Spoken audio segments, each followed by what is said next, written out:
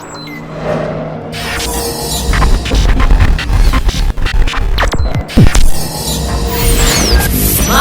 FM.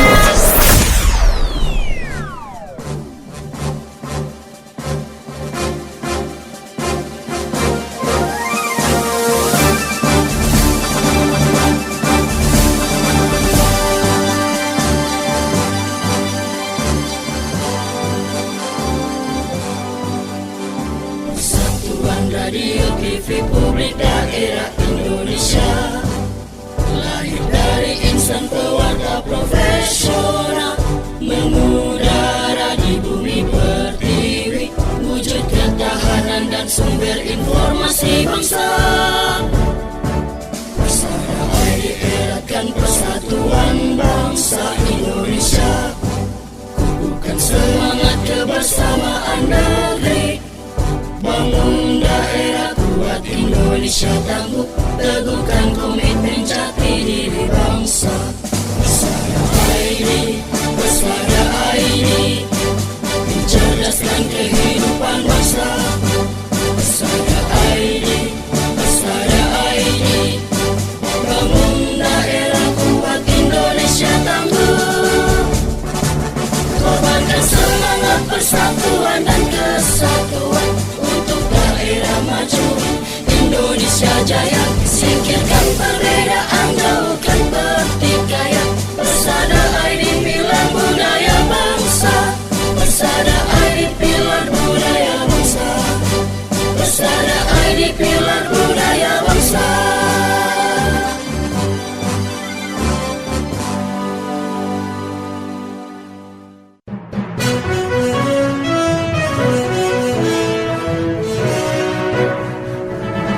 Disiarkan serentak oleh jejaring radio publik daerah seluruh Indonesia, Lembaga Penyiaran Publik Lokal LPPL Indonesia, anggota Indonesia Persada ID.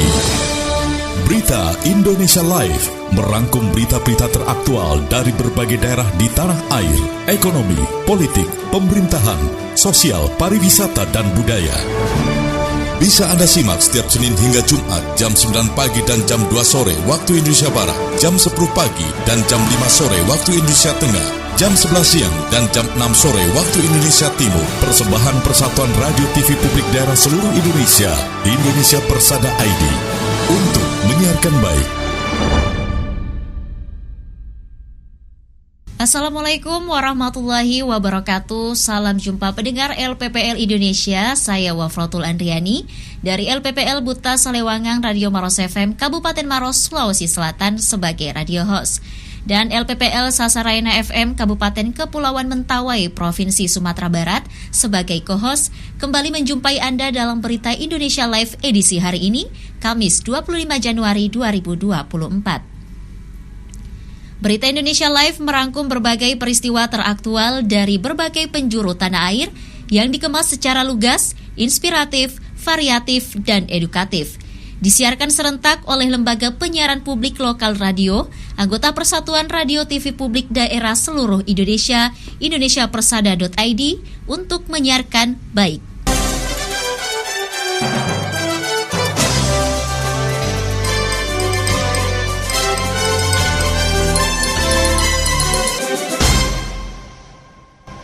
Baik pendengar, segera kita ikuti rangkaian informasi aktual dari berbagai penjuru tanah air melalui Berita Indonesia Live sesi pertama, yang kita awali dengan menyimak laporan reporter Dani Damara dari LPPL Irama FM Purworejo, Jawa Tengah, yang bakal mengabarkan tentang transaksi non-tunai segera diberlakukan untuk pemerintah desa di Kabupaten Purworejo.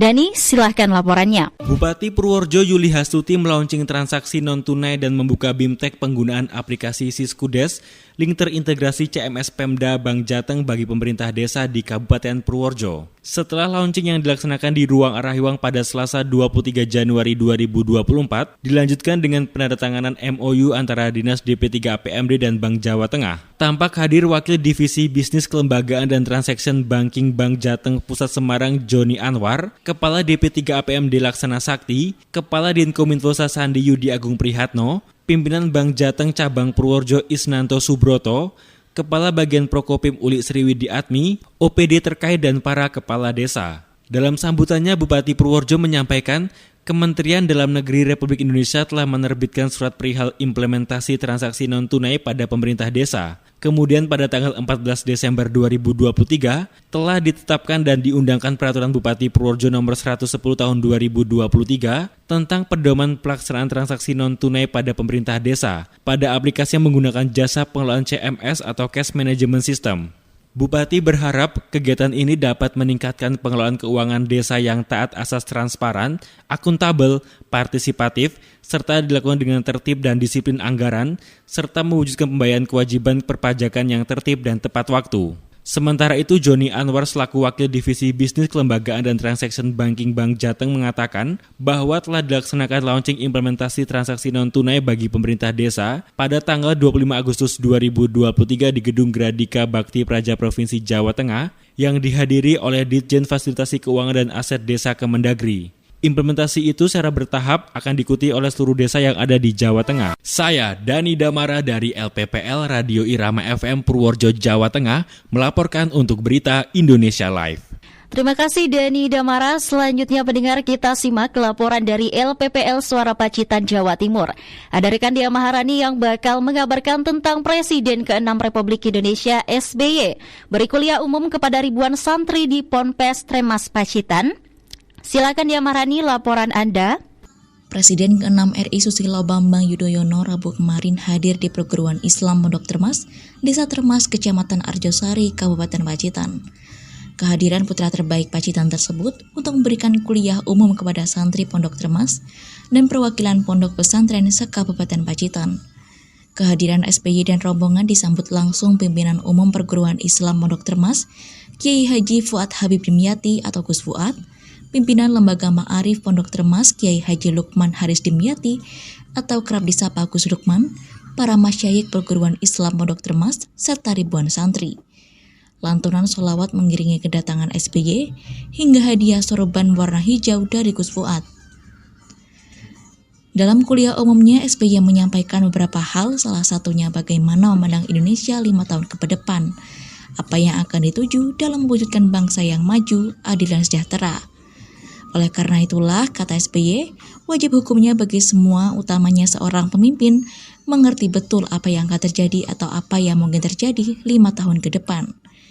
Turut hadir dalam kesempatan tersebut anggota DPR RI Edi Baskoro Yudhoyono dan Sartono Hutomo, Bupati Pacitan Indrata Nurbayu Aji, Wakil Bupati Pacitan Gagarin, Ketua DPRD Pacitan Roni Wahyono, Sekretaris Daerah Heru Wiwoho, dan Forum Koordinasi Pimpinan Daerah atau Forkopimda Pacitan. Dia Maharani, LPPL Suara Pacitan Jawa Timur untuk Berita Indonesia Live. Baik, terima kasih Dia Maharani dan tetap semangat. Pendengar, sekarang kita menuju Kabupaten Tabalong, Kalimantan Selatan. Kita temui reporter Rina Rapitasari dari LPPL Radio Suara Tabalong, Kalimantan Selatan yang bakal melaporkan berhasil kendalikan inflasi. Perwakilan Bank Indonesia atau BI Kalimantan Selatan apresiasi Kabupaten Tabalong. Rekan Rina, silahkan laporannya. Pendengar LPPL Indonesia, Kepala Perwakilan Bank Indonesia atau BI Kalimantan Selatan Wahyu Pratomo mengapresiasi keberhasilan Tabalong dalam mengendalikan inflasi selama 2 tahun terakhir. Keberhasilan ini dinilai tidak lepas dari adanya kebijakan yang diterapkan pemerintah daerah. Apresiasi tersebut diungkapkan Kepala Perwakilan BI Provinsi Kalimantan Selatan Wahyu Pratomo yang hadir dalam High Level Meeting Tim Pengendali Inflasi Daerah TPID Kabupaten Tabalong Senin 22 Januari 2024 di Pendopo Bersinar Pembataan Kabupaten Tabalong. Wahyu Pratomo menilai kemajuan dan keberhasilan Tabalong dalam mengendalikan inflasi sepanjang tahun 2022 hingga 2023 tidak lepas dari 3 hal, yaitu pertama, adanya kolaborasi yang luar biasa dari pemerintah daerah dengan TNI, Polri, pelaku usaha, serta masyarakat. Kedua, adanya sejumlah inovasi yang dijalankan pemerintah Kabupaten Tabalong untuk mengendalikan inflasi seperti julakwasi atau ojek jual sayur sembako ikan kawal inflasi. Dan ketiga, kepemimpinan sosok Bupati Tabalong Anang Syahpiani yang dinilai sangat kuat.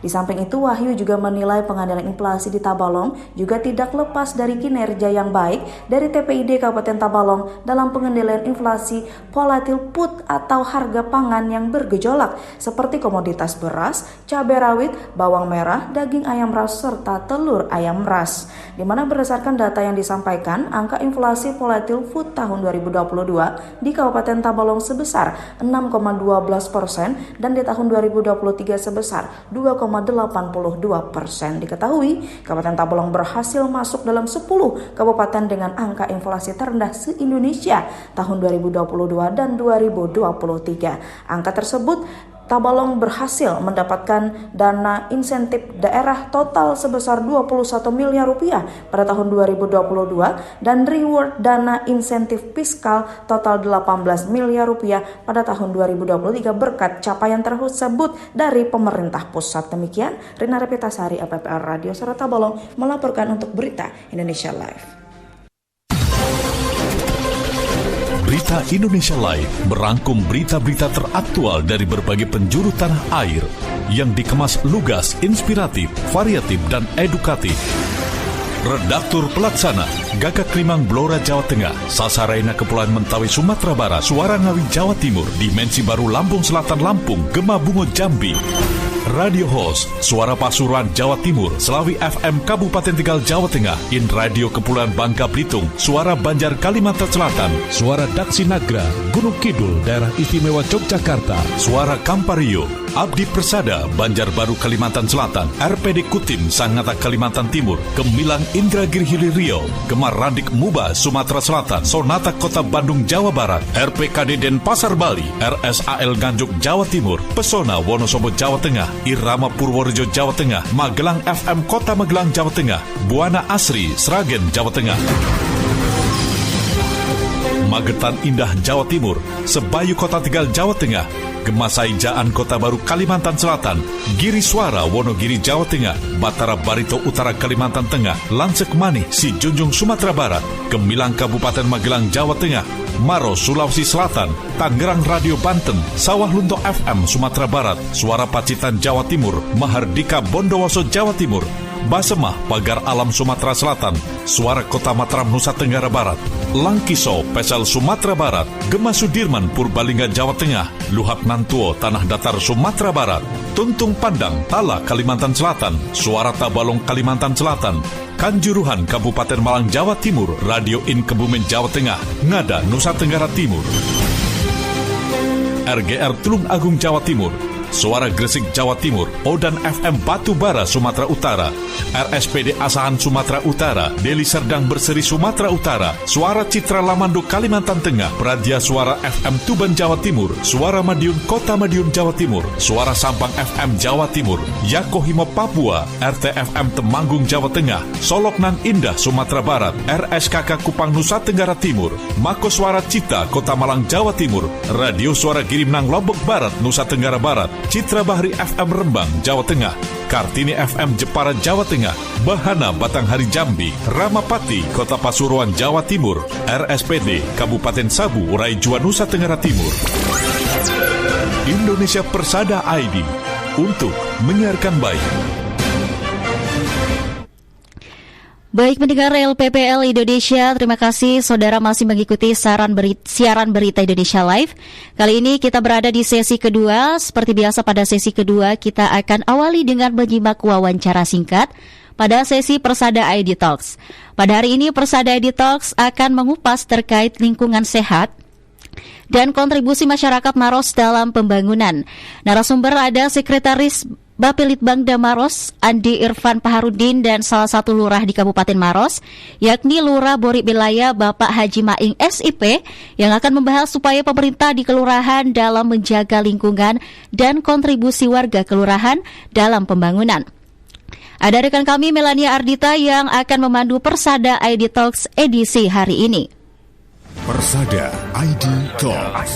Persada ID Talks.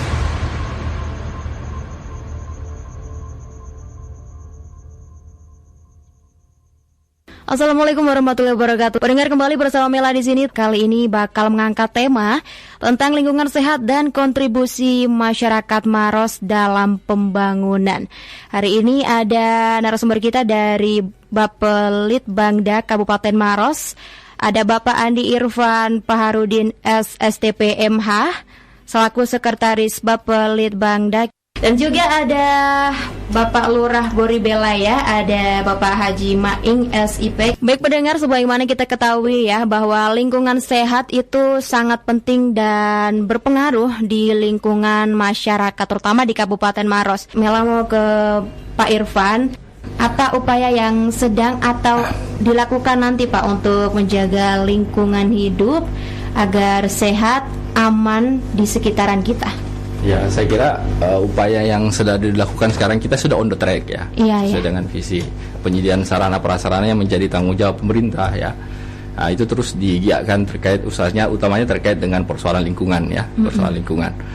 Terkait dengan ketersediaan air ya, di dalam fokus pembangunan tadi saya sudah sampaikan, di fokus pembangunan di 2025 ini pemerintah OPD teknis diharapkan untuk bisa menyiapkan ketersediaan air baku ya, di dalam rangka dengan memanfaatkan potensi air lokal.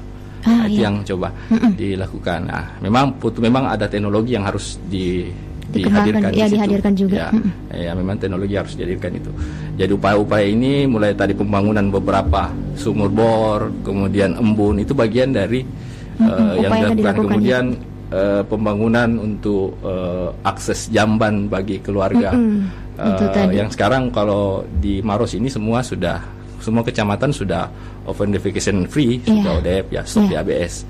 Ini gerakan-gerakan yang coba dilakukan pemerintah untuk mengedukasi masyarakat. Jadi memang ini perlu ada gerakan masif yang dilakukan melalui kita sendiri, melalui pemerintah sendiri, melalui OPD secara teknis, melalui programnya, dan gerakan-gerakan yang ditujukan kepada masyarakat sebagai contoh bahwa menjaga lingkungan ini bukan hanya sekedar tanggung jawab pemerintah.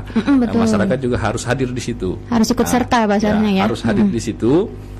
Kemudian masyarakat yang paling penting ya diedukasi terkait memang, karena ini kan terkait dengan kebiasaan dalam rumah tangga aja yang kadang memang karena informasi yang belum sampai terkait misalkan air buangan sisa makanan ini harusnya kemana, air buangan untuk tanda kutip untuk BAB dan lain sebagainya, itu kan harusnya memang masing-masing ada tempatnya. Nah, dia tidak bisa keluar outputnya langsung ke lingkungan.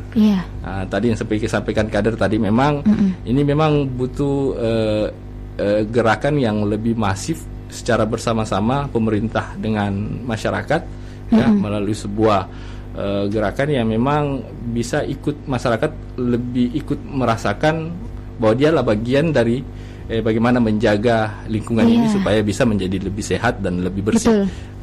Itu. Kemudian sambil juga pemerintah tetap membuat regulasi-regulasi terkait dengan bagaimana ketersediaan daerah resapan air. Ini juga menjadi penting. Jadi regulasi-regulasi yang dilakukan oleh pemerintah ini untuk menjaga ketersediaan air baku itu tetap ada. Jadi saya kira dua hal ini menjadi hal yang penting untuk terus seiring sejalan untuk terkait dengan persoalan yang lingkungan ini. Baik, pendengar, Mela langsung ke Pak Maing ya, selaku Lurah Boribelaya untuk kita bertanya-tanya. Pak Lurah sendiri, bagaimana nih Pak upaya yang akan dilakukan atau sedang dilakukan untuk menjaga lingkungan hidup yang sehat dan juga aman, khususnya di Kelurahan Boribelaya? Untuk di Kelurahan Boribelaya, Mbak Mela, bahwa kita ini harus ada dua yang harus terlibat di sini. Tadi yang sampaikan Pak Sekbang. Yang pertama itu keterlibatan masyarakat. Mau tidak mau harus masyarakat harus terlibat dan wajib. Keterlibatan ini mungkin karena pengetahuan yang kurang. Oleh karena itu perlu ada edukasi, pemahaman, dan semua yang harus terlibat di sini. Mulai kalau di tingkat kelurahan, kami lurahnya, RT, RW-nya, para kader, seperti tadi yang disinggung tadi dari kader kami yang ada, bahwa melalui dengan program IUAS ini bisa, karena dia sudah mendapatkan pengetahuan, mendapatkan sedikit edukasi, itu nanti kita coba tularkan ke masyarakat supaya bisa menjaga lingkungan kita, bisa sehat, bisa aman, baik dari segi sampahnya, sanitasinya mungkin, mungkin juga cara menggunakan air minumnya bagaimana bisa harus dimasak, karena ini kan kesehatan penting, karena ini kebutuhan dasar, ya, agar supaya kedepannya ini kualitas masyarakat semakin bagus ke depannya. Ya, ini juga dengan kesadaran masyarakat Ini juga program nasional ini mencegah stunting. Masif kalau juga masif itu. Ini kalau masyarakatnya tidak sehat, orang tuanya tidak sehat, ya pasti juga dampaknya tidak sehat. Kalau lingkungannya tidak sehat, pasti juga orang sakit-sakitan. Kalau sakit-sakitan, ya pasti juga anaknya bisa kena stunting. Harapan kami bahwa keterlibatan pemerintah ini menyiapkan infrastruktur, menyiapkan sarana prasarana untuk kebutuhan dasar masyarakat, khususnya air minum. Terkait dengan sampah ini tadi karena tidak ada tempat sampah di sekitar kita, ya sebagian dia bakar, sebagian dia buang di sungai. Untuk di Borik Belaya ini sebenarnya sudah ada kami melalui Dinas PU itu kerjasama untuk membangun TPS 3R, tempat pengolahan sampah, memilahkan sampah yang bisa diolah untuk jadi pupuk, ada yang sampah plastik bisa diolah.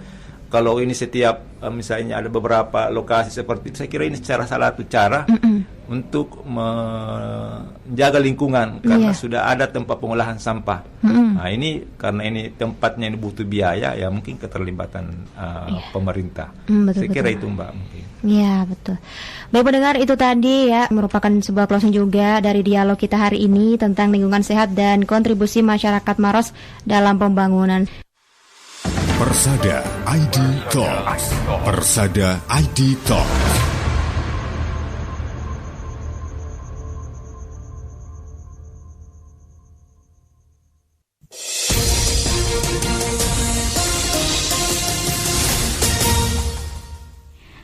Baik pendengar LPPL Indonesia, dan sekarang kita lanjutkan sesi berita Indonesia Live, di mana tingkat inflasi tinggi, pemerintah provinsi, kabupaten dan juga kota diminta untuk melakukan intervensi.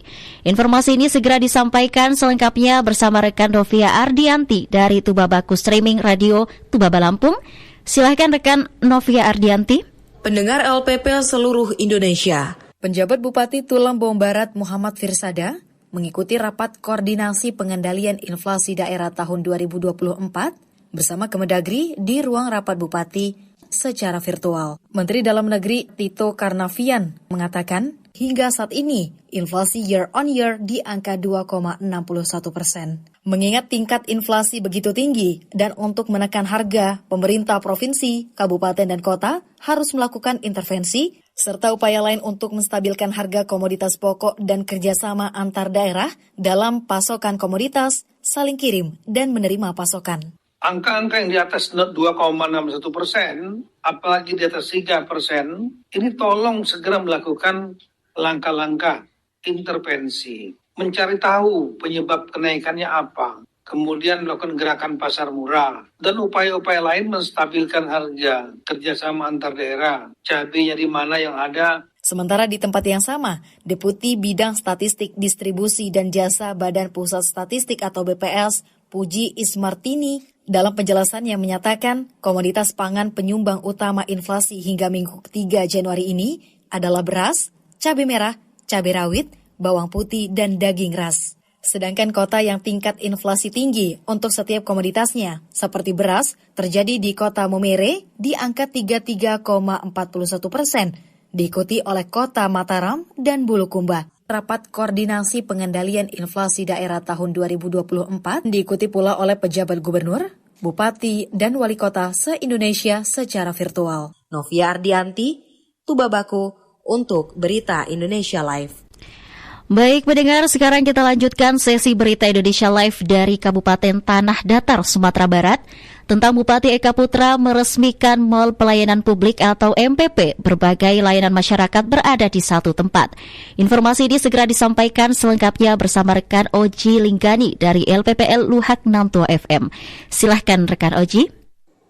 Baik, pendengar LPPL Indonesia, masyarakat tidak perlu lagi mengunjungi beberapa unit kerja pelayanan publik untuk mengurus segala keperluannya karena Mall Pelayanan Publik atau MPP Kabupaten Tanah Datar sudah mulai beroperasi. Berkat dibukanya pusat pelayanan publik ditandai peresmian gedung, soft launching, dan penguntingan pita oleh Bupati Tanah Datar, Eka Putra SHMM yang didampingi beberapa kepala OPD di gedung MPP Tanah Datar setempat hari Rabu kemarin, 24 Januari 2024. Bupati Eka Putra menyampaikan berfungsinya gedung MPP Tanah Datar menandakan keseriusan pemerintah daerah dalam memberikan pelayanan terbaik bagi masyarakat di daerah yang dikenal dengan julukan Luhak Nantuo ini. Untuk lebih memberikan pelayanan terbaik bagi masyarakat ke depannya, Pemda akan berupaya untuk menambah berbagai jenis pelayanan publik yang diperlukan masyarakat. Senada dengan apa yang disampaikan oleh Bupati Tanah Datar, Kepala Dinas PMPTSP Tanah Datar Sofa Nova Budianto SH menegaskan tujuan pembangunan gedung MPP Tanah Datar salah satunya untuk mensinergikan mayoritas pelayanan publik dalam satu lokasi bangunan gedung, sehingga masyarakat tidak perlu lagi datang ke beberapa unit pelayanan publik yang terpisah. Baik pendengar LPPL Indonesia, demikian Oji Linggani LPPL Radio Luhak Nantuo 102,5 FM Kabupaten Tanah Datar, Provinsi Sumatera Barat melaporkan untuk Berita Indonesia Live. Baik, terima kasih banyak untuk rekan Oji atas informasinya. Ya pendengar, sekarang kita lanjutkan sesi Berita Indonesia Live dengan informasi dari Kabupaten Nganjuk, Jawa Timur. Tentang prioritaskan keselamatan masyarakat, PJ Bupati Nganjuk resmikan pos palang pintu perlintasan kereta api. Informasi ini segera disampaikan selengkapnya bersama rekan Afia dari LPPL Radio Suara Anjuk, Ladang FM, Kabupaten Nganjuk, Jawa Timur. Silahkan rekan Afia untuk laporannya. Sebagai wujud meningkatkan keselamatan penyeberangan di perlintasan rel kereta api, pemerintah Kabupaten Nganjuk melalui Dinas Perhubungan meresmikan 4 titik jalur perlintasan langsung atau JPL pos jaga dan palang pintu perlintasan kereta api di Kabupaten Nganjuk yang dipusatkan di JPL 89 Desa Baron, Kecamatan Baron, Kabupaten Nganjuk. Adapun peresmian pos jaga dan palang pintu perlintasan kereta api ini dipimpin langsung oleh pejabat PJ Bupati Nganjuk Sri Handoko Taruna dengan melakukan pemotongan pita dan tumpeng serta penandatanganan prasasti sebagai simbol peresmian JPL.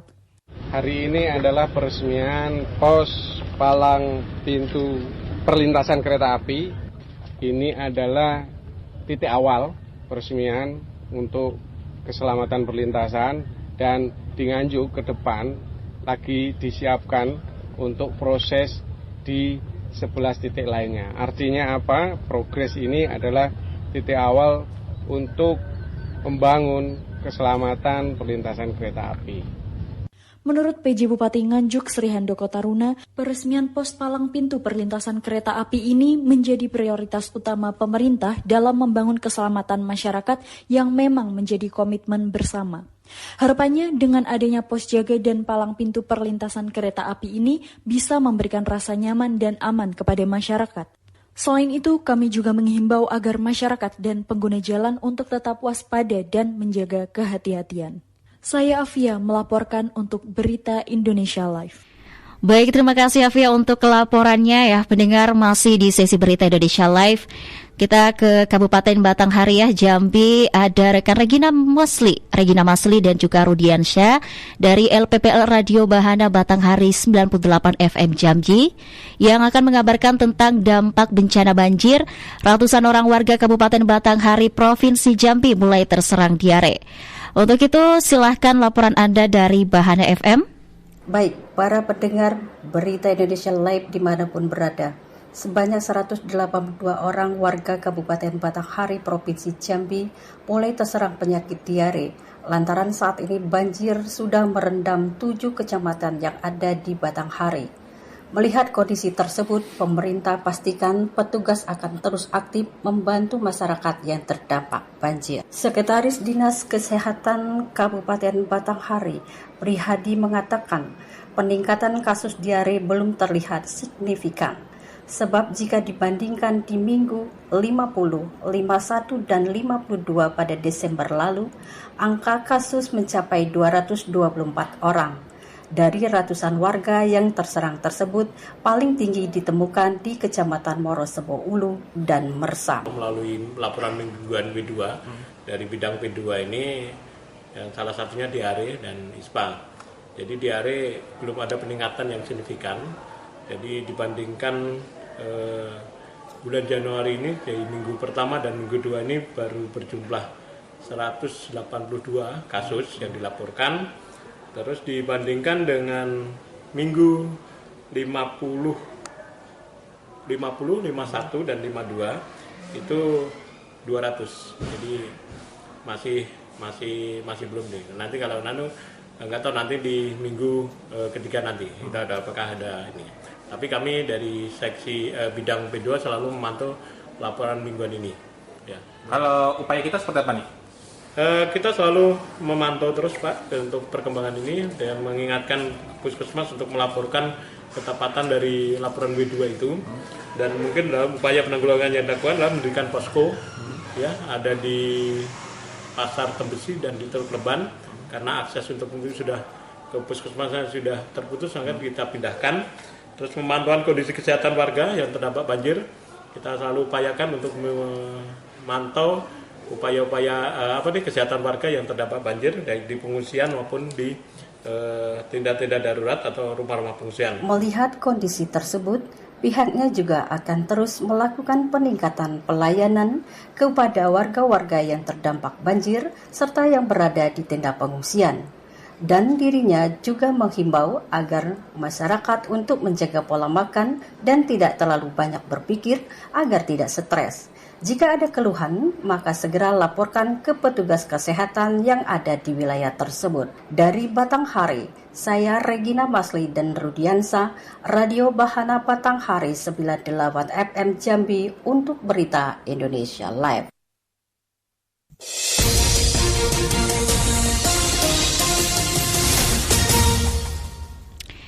Baik, terima kasih. Itulah tadi laporan dari Bahana FM. Pendengar, ya, kembali lagi kita berada pada sesi ketiga atau sesi terakhir pada Berita Indonesia Live edisi hari ini.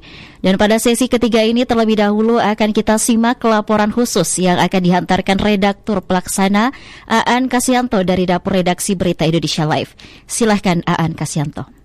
Pendengar LPPL Indonesia, Presiden RI Joko Widodo menyaksikan penyerahan pesawat C-130J Super Hercules secara simbolis dari Kementerian Pertahanan atau Kemen ke TNI Angkatan Udara di Pangkalan TNI AU Halim Perdana Kusuma Jakarta pada Rabu 24 Januari 2024. Presiden mengatakan pesawat angkut berat ini dapat mengangkut sekitar 120 prajurit dan 20 ton barang. Keberadaan alutsista ini, menurut Presiden, penting bagi Indonesia yang banyak memiliki bandar udara atau bandara dengan landasan pendek. Pada kesempatan tersebut, Presiden juga menyaksikan penyerahan helikopter AS-550 Venice dan helikopter AS-565 Panther. Turut hadir dalam acara tersebut antara lain Menteri Pertahanan Prabowo Subianto, Ketua Komisi 1 DPR RI Meudya Hawit, Panglima TNI Jenderal Agus Subianto, Kepala Staf TNI Angkatan Udara Marsikal TNI Fajar Prasetyo, Kepala Staf Angkatan Darat Jenderal TNI Manuli Simanjuta, dan Kepala Staf Angkatan Laut Laksamana TNI Muhammad Ali. Laporan khusus redaksi Aan Kasyanto untuk Berita Indonesia Live.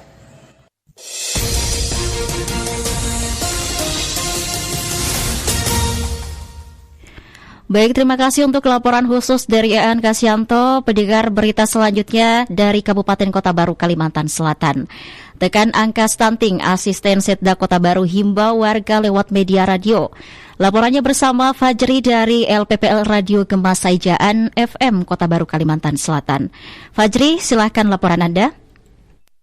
Pendengar LPPL Indonesia, dalam hal percepatan penanganan penurunan kasus stunting di Kabupaten Kota Baru, pemerintah daerah melakukan berbagai cara, diantaranya sosialisasi melalui media radio LPPL, Radio Gema Saijaan 102 FM, pada program Talkshow Halo Kota Baru. Pada kesempatan itu, Asisten Bidang Pembangunan dan Perekonomian Sekda Kota Baru, Murdianto, menyampaikan, stunting merupakan masalah kurang gizi dalam waktu yang lama, sehingga mengakibatkan gangguan pertumbuhan anak. Dan tahun 2024 ini secara nasional, angka stunting tidak boleh lebih dari 14%. Maka dari itu, diupayakan agar bisa menurunkan angka stunting. Murdianto juga menekankan pada tahun 2024 ini fokus bahwa kasus stunting tidak boleh lebih dari 14% karena melalui data survei status gizi Indonesia pada tahun 2021, prevalensi stunting 21,8% dan jumlah prevalensi di tahun 2022 naik menjadi 31,6%, yang mana melalui tim khusus tim TPPS pusat, provinsi, dan kabupaten sampai dengan desa, berharap penanganan stunting bisa lebih fokus dan terintegrasi. Demikian, Fajri, LPPL Radio Gema Saijaan FM Kabupaten Kota Baru, Kalimantan Selatan, untuk Berita Indonesia Live. Baik pendengar, terima kasih Fajri dari Gema Saijaan untuk informasinya. Gema Saijaan FM Kota Baru Kalimantan Selatan.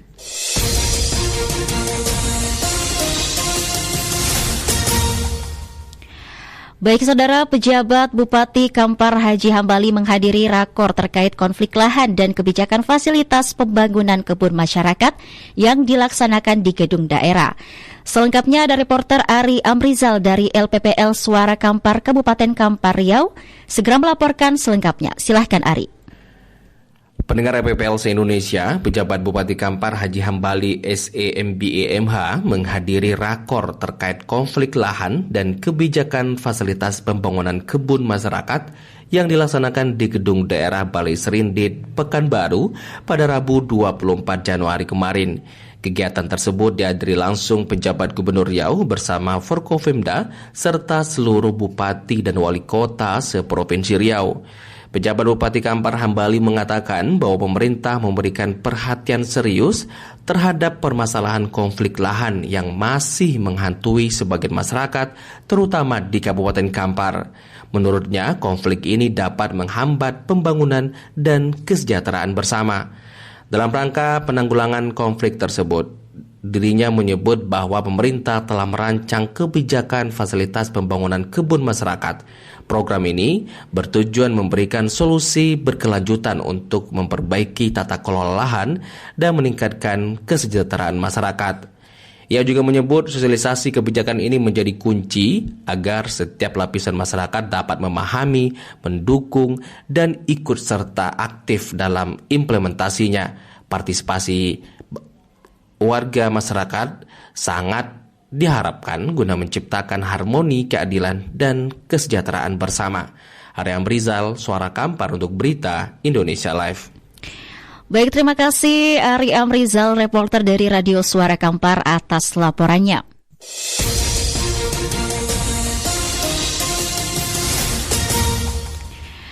Baik saudara, capai predikat memuaskan pemerintah Kabupaten Gresik raih nilai SPBE sebesar 4,28.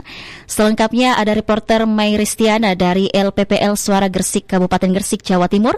Segera melaporkan, selengkapnya silahkan Mai Ristiana. Kementerian Pendayagunaan Aparatur Negara dan Reformasi Birokrasi atau PAN-RB telah mengumumkan hasil evaluasi sistem pemerintah berbasis elektronik atau SPBE tahun 2023 yang dilakukan terhadap 621 instansi pemerintah. Sebanyak 24 pemerintah pusat dan pemerintah daerah memperoleh predikat memuaskan, salah satunya Kabupaten Gresik. Kepala Diskominfo Kabupaten Gresik, Nini Asrukin, saat ditemui di kantornya pada hari Senin tanggal 22 Januari tahun 2024 mengatakan, berdasarkan hasil evaluasi tersebut, Pemkab Gresik berhasil meraih nilai 4,28. Nilai tersebut masuk dalam kategori predikat memuaskan. Pemkab Gresik menduduki urutan ke-8 tingkat kabupaten atau kota se-Indonesia dan berada di urutan ke-12 tingkat nasional. Pihaknya juga mengucapkan rasa terima kasih kepada Bupati Gresik Pandi Ahmad Yani atas dukungan serta arahannya, sehingga seluruh OPD yang terkait dapat membangun kolaborasi dan sinergitas dengan baik. Dari Suara Gresik, saya Meristiana melaporkan. Pendengar LPPL Indonesia, informasi terakhir pada sajian Berita Indonesia Live edisi hari ini akan segera dihantarkan reporter Giva Aprilia dari Sonata FM Kota Bandung, Jawa Barat dengan laporan tentang pemerintah Kota Bandung siap wujudkan pemilu kondusif. Giva Aprilia, silahkan laporannya. Baik para pendengar di seluruh Indonesia, Pemkot Bandung wujudkan pemilu kondusif. Pemerintah Kota Bandung optimis kontestasi akbar pemilihan umum di Kota Bandung akan berjalan dengan kondusif. Bahkan Sekretaris Daerah Kota Bandung Emma Sumarna mengaku jika para pemilih di Kota Bandung sudah melek politik. Tentunya Emma pun mengungkapkan hal tersebut bukan diraih dengan instan. Banyak upaya yang telah dilakukan Pemkot Bandung untuk meningkatkan kesadaran dalam aspirasi politik. Emma Sumarna pun menjelaskan pihaknya telah memenuhi kebutuhan daya dukung bagi Komisi Pemilihan Umum dan Badan Pengawas Pemilu sebesar 130 miliar rupiah yang digelontorkan pada 2 tahun anggaran.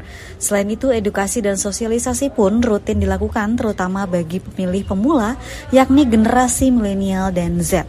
sebab lebih dari 50% pemilih di Kota Bandung didominasi oleh dua generasi tersebut.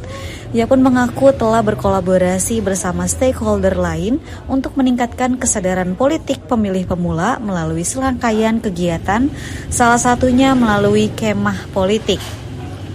Pemkot Bandung pun menyisir dunia digital dengan intens untuk mengajak masyarakat menggunakan hak pilihnya. Sebab sebanyak 86% masyarakat saat ini mengecek berita melalui media sosial milik mereka sendiri. Sampai saat ini ia pun mengaku tidak ada hambatan yang begitu signifikan dalam proses tahapan pemilu kali ini. Hal itu bisa teratasi karena Pemkot Bandung rutin berkoordinasi dengan jajaran Forkopimda dan KPU Kota Bandung.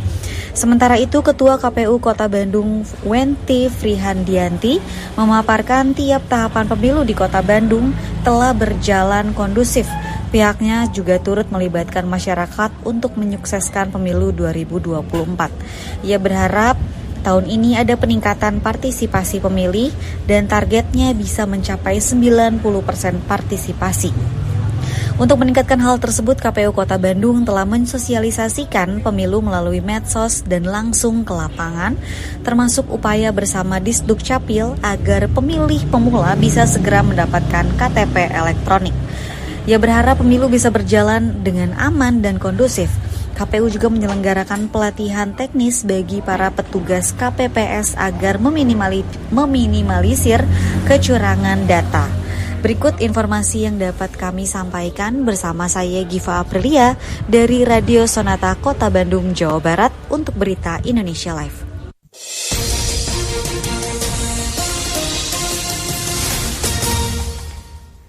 Baik pendengar Berita Indonesia Live, laporan reporter Giva Aprilia tadi juga sekaligus mengakhiri perjumpaan kita pada Berita Indonesia Live edisi hari ini, Kamis 25 Januari 2024. Saya Wafrotul Andriani dari LPPL Buta Salewangang Radio Maros FM, Kabupaten Maros, Sulawesi Selatan.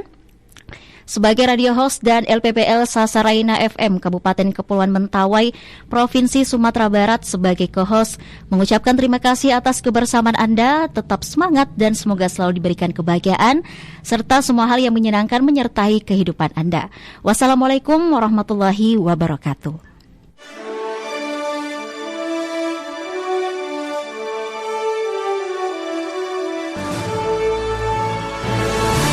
Baru saja Anda ikuti Berita Indonesia Live, disiarkan serentak oleh jejaring radio publik daerah seluruh Indonesia, Lembaga Penyiaran Publik Lokal, LPPL Indonesia, anggota Indonesia Persada ID.